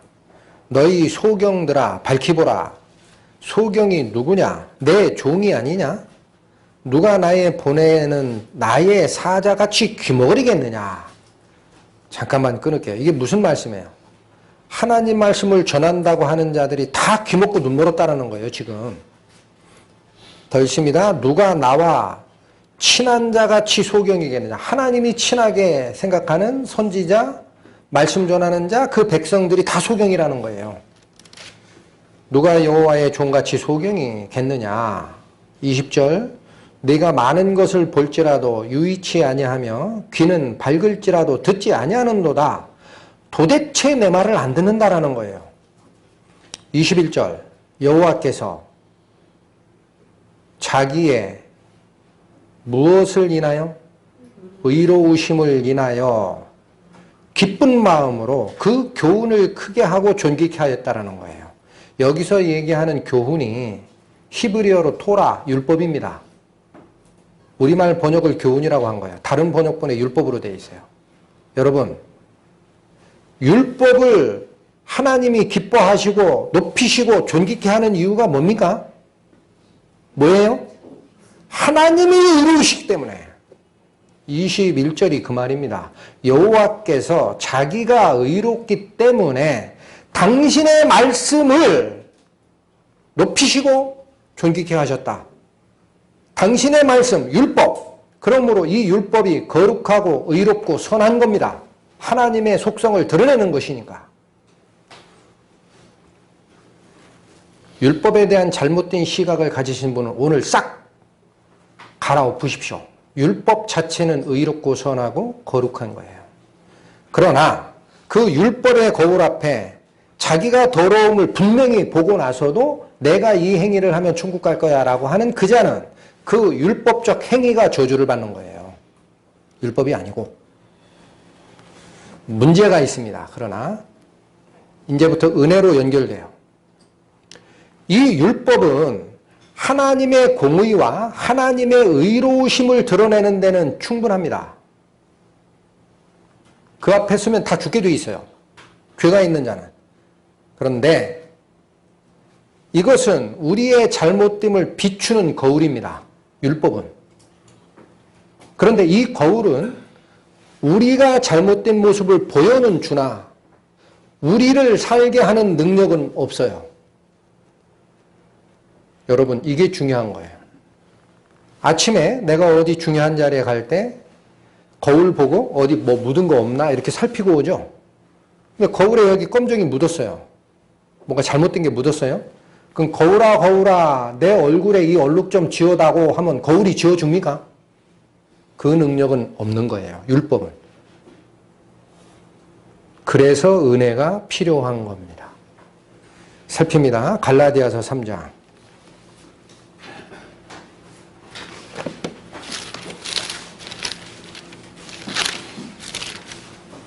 신약 305페이지. 갈라디아서 3장 21절. 그러면 율법이 하나님의 약속을 거스리느냐? 자, 이게 우리 마음속에 있는 질문이었을 겁니다. 율법과 그러면 하나님의 약속. 하나님의 약속이 뭐예요? 하나님을 믿고 쫓아가는 자는 영원한 하늘나라에서 같이 산다는 거죠. 그거랑 서로 상충되냐라는 거예요. 율법이 반대에 서 있느냐? 결코 그럴 수 없느니라. 만일 능히 살게 하는 율법을 주셨다면 의가 반드시 율법으로 말미암아 쓰리라. 여러분, 갈라디아서 3장 21절이 얘기하는 거는요. 잘 들으세요. 율법은 하나님의 약속과 상충되는 게 아니야 라는 거예요. 같은 편에 서 있다. 왜? 하나님의 의로우심, 거룩하심, 선하심을 반영한 것이 율법이니까. 그러나 이 율법은 뭐는 할 수 없어요? 능히 살게 하는 율법이 아니다. 우리말에 능히 살게 하는 율법 이렇게 표현되어 있죠. 이게 뭐냐? 사람을 살릴 수 있는 율법이라는 뜻이에요. 다른 번역본에 그렇게 되어 있습니다. 새 번역 보세요. 이 얘기입니다. 율법이 하나님의 약속과 충돌하는 게 아니고 하나님의 공의를 드러내는 같은 거지만 이 율법은 사람을 살릴 수 있는 법은 아니라는 거예요. 그게 그런 능력은 없는 거예요. 율법은. 거울일 뿐이지. 그 얘기입니다. 다시 보세요. 21절. 그러면 율법이 하나님의 약속을 거스리느냐? 결코 그럴 수 없느니라. 만일 능히 살게 하는 율법을 주셨다면 의가 반드시 율법으로 나왔을 거다라는 거예요. 맞죠? 그러나 율법은 사람을 비추기는 하나 죽은 사람을 살리는 능력은 없어요. 그래서 22절 그러나 성경이 모든 것을 죄 아래 가두었으니 여기 잠깐 끊겠습니다. 여기도 잘 기억하세요. 죄가 아닌 걸 가두는 게 아니에요. 꼭 오해를 해요. 율법이 너무 고지고식하게 이것도 죄 저것도 죄 해서 우리가 보기에 죄 아닌데 자꾸 죄라고 몰아가는 것처럼 생각하죠. 그게 아닙니다. 원래 죄인 걸 가두는 거예요. 근데 사람 눈에는 이건 괜찮겠지 하는 것까지 가둡니다. 그건 죄니까. 율법이 성경이 모든 것을 죄 아래 가두었으니 이는 왜 그렇게 가둬야 되느냐? 예수 그리스도를 믿음으로 말미암은 약속을 믿는 자들에게 주기 위해서는 죄가 죄다라고 얘기를 해야 되는 거예요. 왜 그렇게 얘기해야 예수 그리스도를 믿는 믿음으로 오게 됩니까? 지금 이 말이 그 말이에요. 죄가 죄됐다라고 분명히 선언해야 이 자들이 예수님께 오게 돼 있어요. 왜 그래요? 나는 절대 이 하나님의 공의 앞에 섰을 때 하나님 나라에 갈 만한 의가 하나도 없구나를 발견하니까 그거 버리게 되죠. 자기 행위를. 그렇게 하기 위해 주어졌다라는 얘기입니다.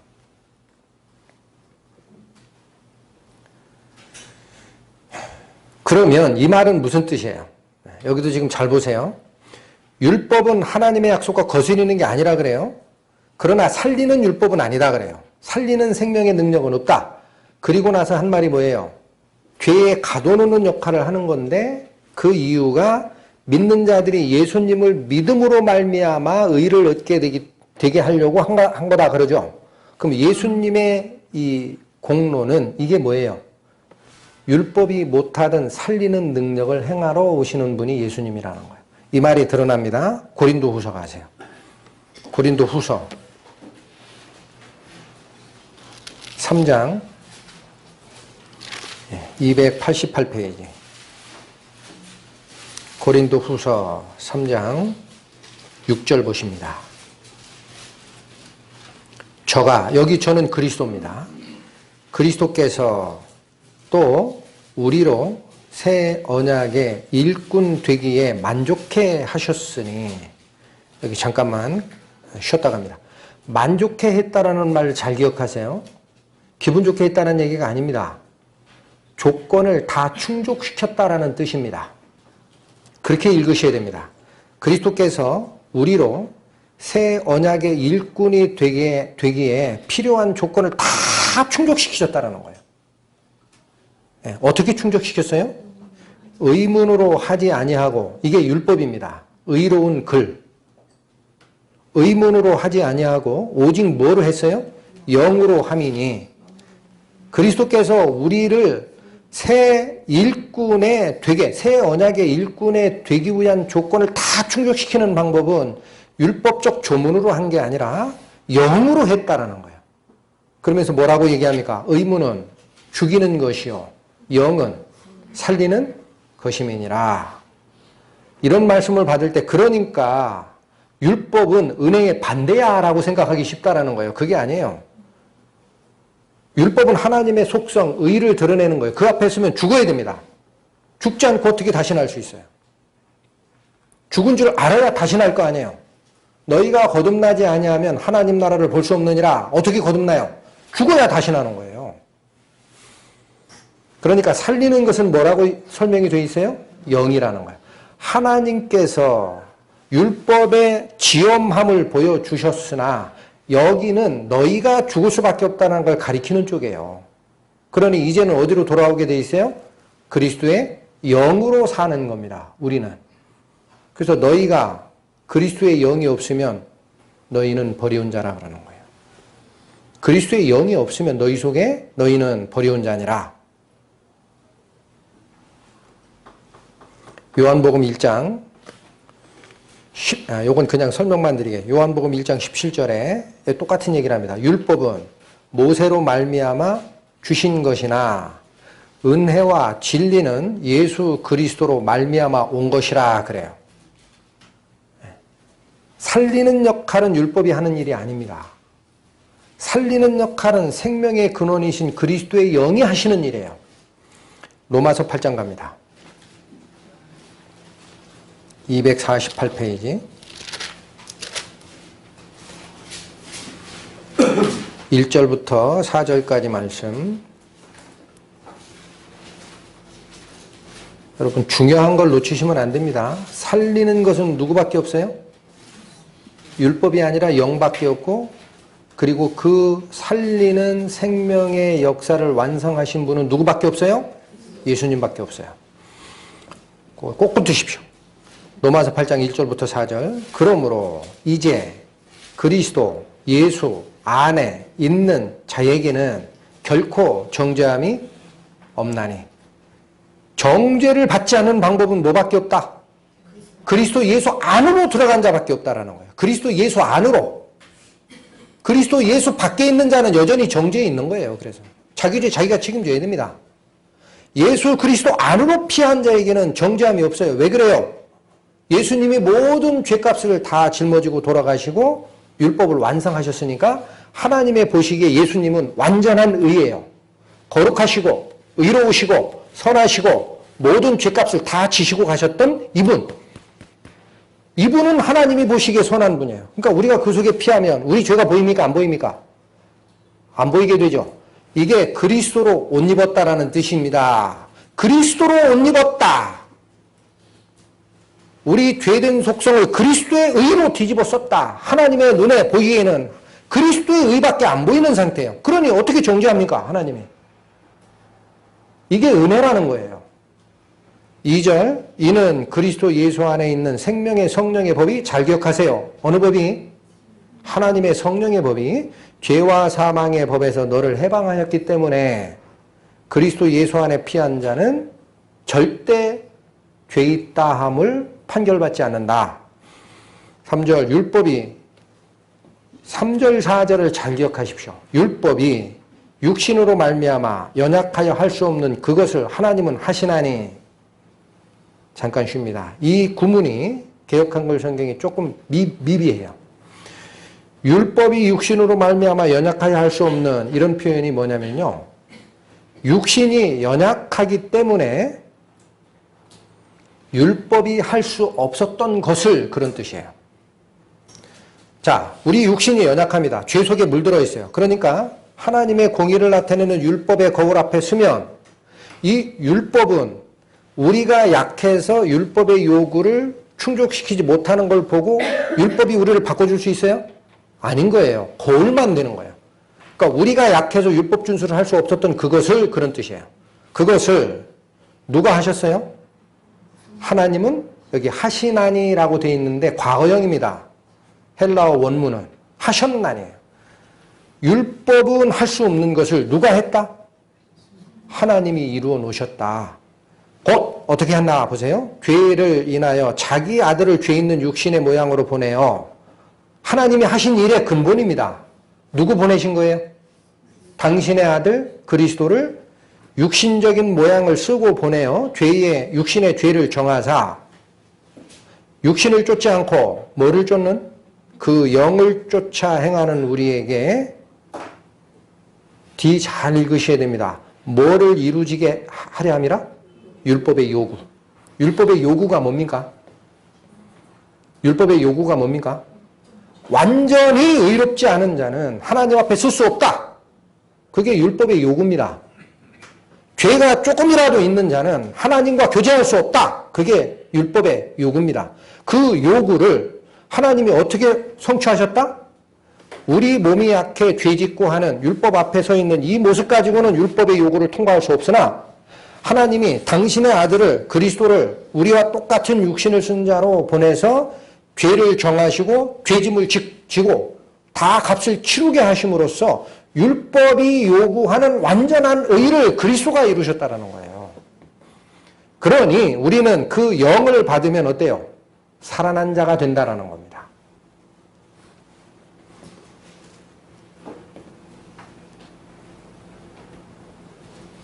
여러분, 성령 얘기하면 꼭 뜬구름 잡는 얘기 같이 들리시죠? 구원이 성령과 뗄래야 뗄 수 없는 이유가 이겁니다. 살리는 성령의 법을 받지 않은 자는 소용없어요. 신약만 이렇게 얘기하는 게 아닙니다. 구약 성경에 이미 예언돼 있어요. 내가 새로운 언약을 줄 때에는 내가 반드시 성령 준다 그랬어요. 찾아봅니다. 예레미야 1102페이지.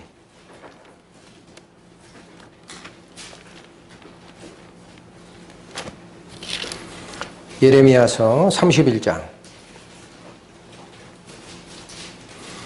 31절부터 33절 살핍니다. 나 여호와가 말하노라.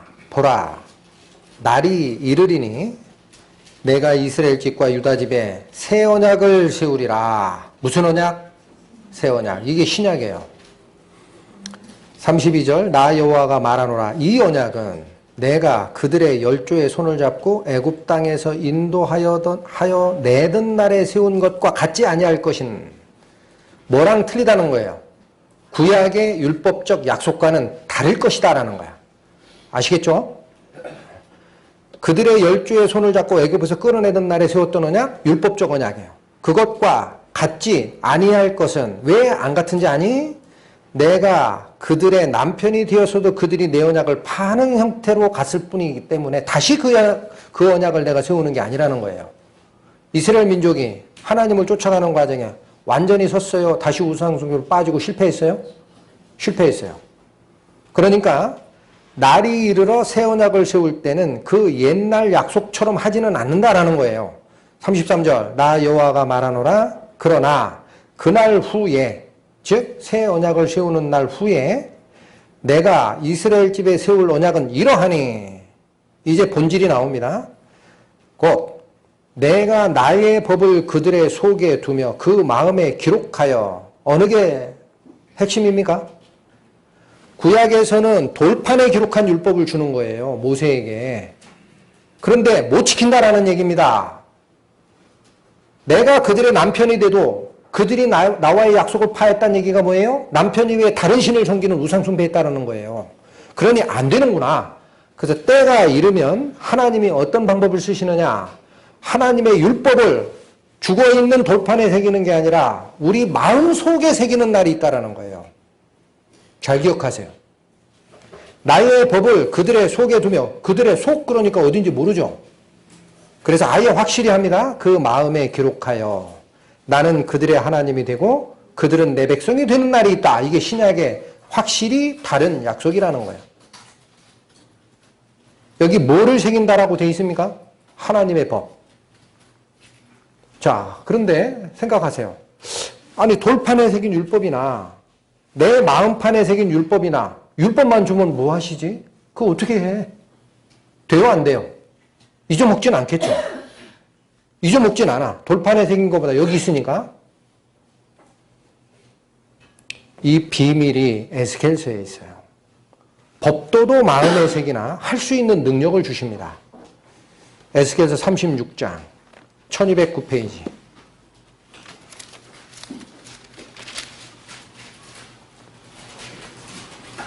에스겔서 36장 26절 27절.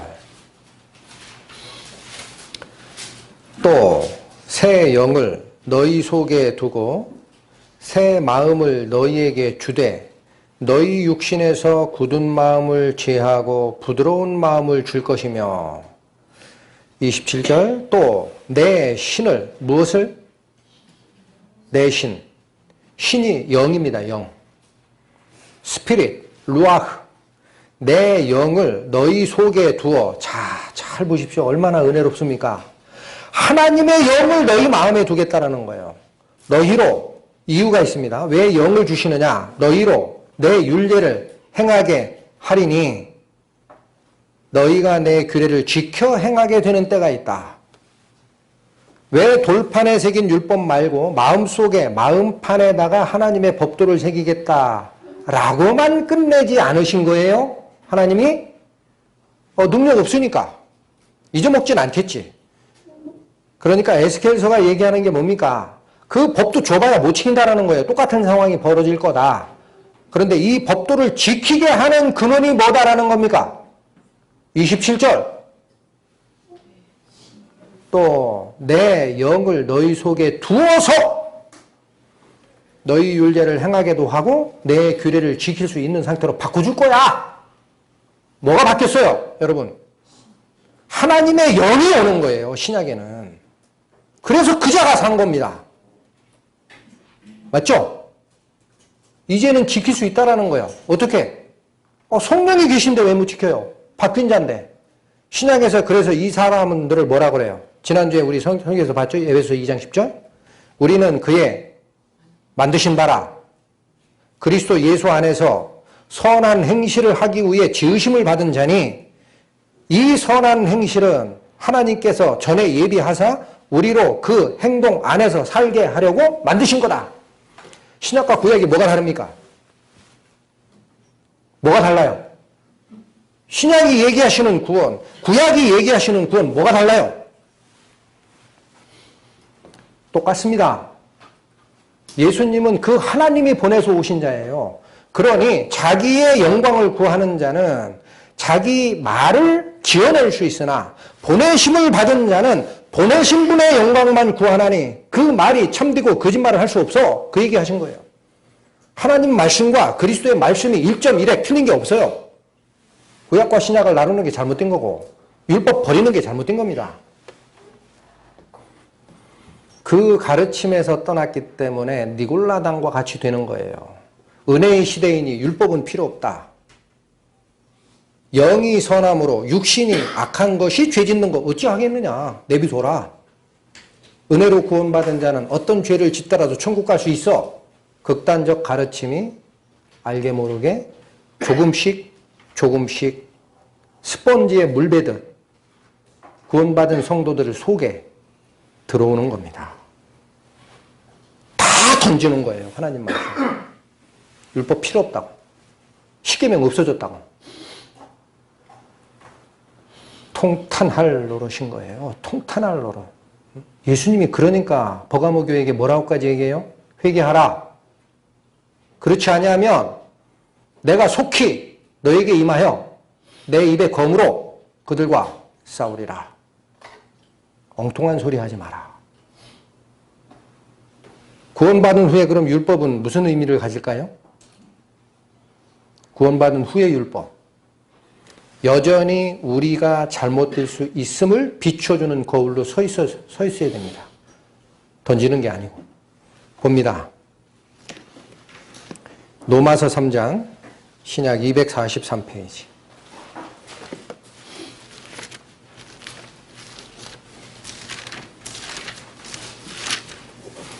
로마서 3장 30절, 31절까지. 할례자도 믿음으로 말미암아 또는 무할례자도 믿음으로 말미암아 의롭다 하실 하나님은 한 분이시니라. 이 말씀 무슨 뜻이에요? 할례자, 유대인, 무할례자, 이방인. 유대인이 됐던 이방인이 됐던 하나님 한 분이 얘기하는 것은 믿음으로 의롭다함을 받는 거다라는 거예요. 이거 모르는 사람 아무도 없잖아요. 31절 그런즉 자 30절에서 오직 의롭게 되는 것은 믿음으로 말미암는 거다라는 선언을 하신 뒤에 31절 그런즉 우리가 믿음으로 말미암아 율법을 폐하느뇨? 질문 났죠? 믿음으로 의롭다 됐으니 율법은 던져야 되느냐? 그럴 수 없느니라. 도리어 율법을 어떻게 해야 된다? 굳게 세워라. 옆에 세워놔라.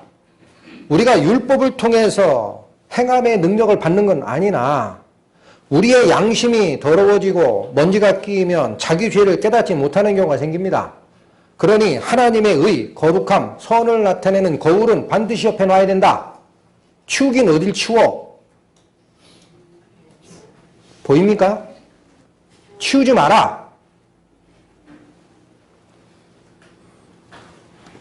야고보서 봅니다. 야고보서 1장 신약 371페이지 21절부터 25절까지. 요 야고보서는 온전하게 구원받은 성도에게 주는 말씀이에요. 지금 이 말씀이. 구원받지 못하고 율법적, 종속적 관계에서 벗어나지 못한 자에게 주는 말씀 아닙니다. 착각하면 안 돼요. 야고보서 1장 21절부터 25절까지. 그러므로 모든 더러운 것과 넘치는 악을 내어버리고 능히 너희 영혼을 구원할 바 마음에 심긴 도를, 여기 도라는 게 로고스 말씀입니다. 너희 마음에 심긴 말씀을 온유함으로 받으라. 너희는 말씀을 행하는 자가 되고 듣기만 하여 자신을 속이는 자가 되지 말라. 누구든지 말씀을 듣고 행하지 아니하면 그는 거울로 자기의 생긴 얼굴을 보는 사람과 같으니 어떤 거예요? 행함이 없는 거죠.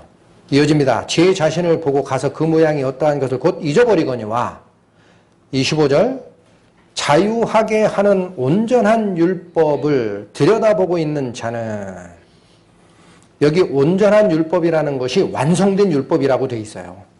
누가 하신 거예요? 그리스도께서. 자, 다시 보세요. 그러니까 우리는 율법의 저주로부터 자유를 받았죠. 그럼 우리에게는 율법 없습니까? 율법 자체를 옆에 세워놓으라 그랬죠. 율법이 나를 의롭다 하는 것은 아니나 율법은 하나님의 의를 나타내는 거울과 같으니 절대 없애는 게 아니다 그랬어요. 그러니까 우리는 자유함을 얻은 상태에서 율법을 보고 있는 자예요. 25절 자유하게 하는 율법을 들여다보고 있는 자는, 이 문구도 두 가지를 하나로 묶어서 의미가 좀 덜 통해요. 들여다보다라는 것과 그 안에 거하다라는 두 가지 동사가 헬라어 원문에 같이 되어 있어요. 이 말은 뭐예요? 율법을 관찰하고 그 안에 거하는 자라는 뜻이에요. 들여다보고 있는이라는 게 아니라 들여다보고 그 안에 있는이라는 두 가지 동사가 쓰입니다. 그러니까 율법은 우리가 율법을 자세히 살펴야 되고 그 안에 거하는 거예요. 어디에 거해요? 우리를 종으로 삼는 율법이 아니라 자유를 주는 완성된 율법 안에 거하는 자입니다. 그런 자는 듣고 잊어버리는 자가 아니요. 어떻게 하는 자니? 실행하는 자니 이 사람이 그 행하는 일에 복을 얻으리라. 왜 실행해야 돼요? 은혜가 왔으면 끝난 건데 왜 실행해야 돼요? 옛날부터 얘기하잖아요. 에스겔서, 예레미야서 얘기하잖아요. 보라, 날이 이르리니 내가 이스라엘 집안과 새로운 언약을 세울 거야. 그들의 마음속에 법을 새길 거야. 그것뿐만 아니라 하나님의 성령도 주셔서 그 법도를 지켜 행하는 능력까지 줄 거야. 했으니 해야죠. 구원받은 다음에 아무 필요 없습니까? 니골라당의 교훈이라는 거예요. 그게 2장 12절도 갑니다. 2장 12절. 그러니 야고보 사도는 야고보 형제는 뭐라고 얘기를 합니까? 2장 12절. 너희는 자유의 율법대로. 자, 여기 우리를 구속하는 율법은 우리랑 관계없어요. 그러나 자유를 얻은 자도 그러므로 믿음으로 율법을 폐하느냐? 결코 그럴 수 없느니라. 도리어 굳게 세워라. 그 율법은 우리에게는 자유함의 율법입니다. 그 자유의 율법대로 심판받을 자처럼 뭣도 하고 뭣도 하라. 말도 그렇게 하고 행하기도 그렇게 하라. 율법 폐지됐다 그런 말 하지 마라. 율법 폐지됐다는 말 하라 하지 말라. 하지 말라. 아직 우리를 판단하는 기준이 율법이 있다. 그렇게 얘기하라. 또 말만 하지 말고 실제로 행하기도 하라. 그러니까 그리스도가 우리에게 주는 명령이 뭡니까? 너희의 착한 행실을 보고 하늘에 계신 너희 아버지께 영광을 돌리게 하라. 네 행동을 바꿔가라. 성경에 그 수많은 경고의 말씀이 이거예요. 너희에게 성령 준 걸 왜 까먹었느냐? 이제는 행하라. 핑계대지 말고.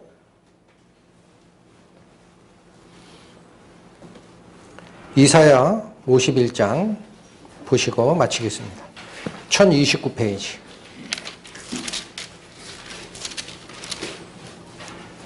이사야 51장 6절.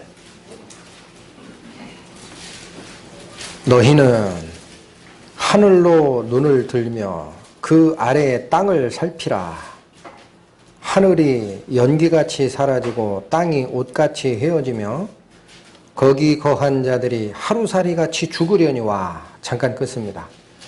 우리 눈에 보기에 그렇게 광활한 우주, 그렇게 아름다운 지구의 생명, 이런 것이 하루살이같이 소멸되는 때가 있다라는 거예요.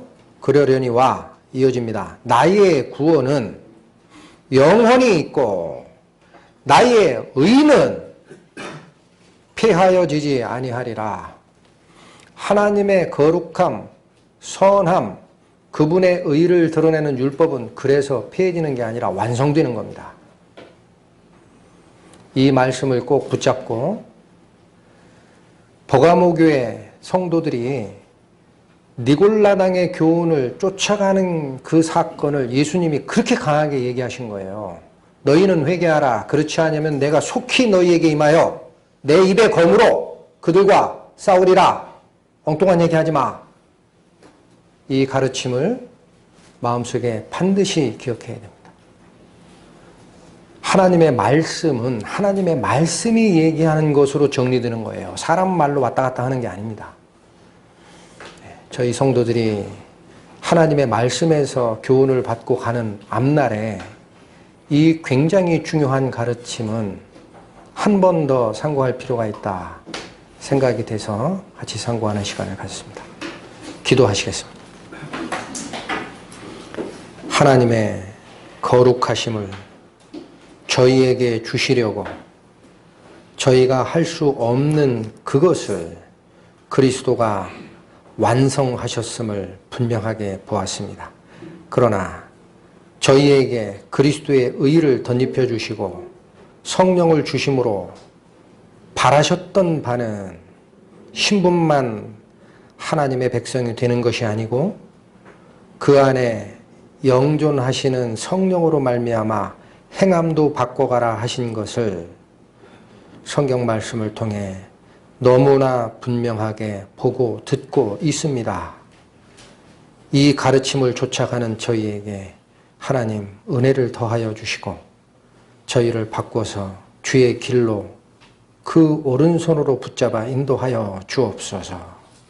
예수님 이름 받들어 기도 올렸습니다.